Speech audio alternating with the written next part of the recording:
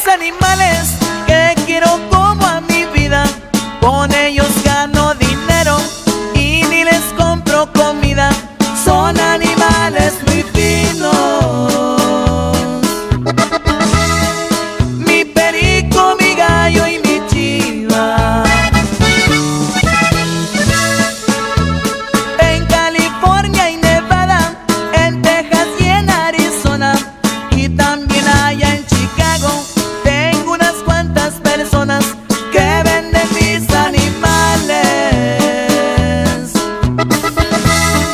Más que hamburguesas en el McDonald's.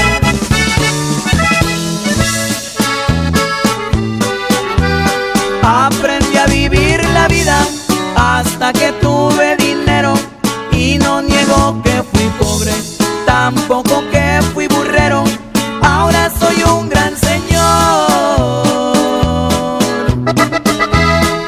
Mis mascotas codician los mueros.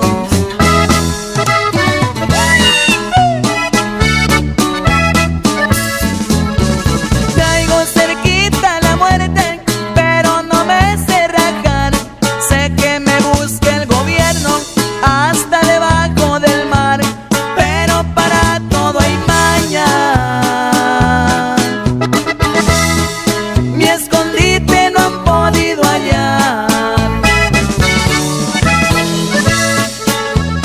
El dinero en abundancia también es muy peligroso, por eso yo me lo gasto con mis amigos gustoso y las mujeres la neta. Ven dinero y se les van los ojos.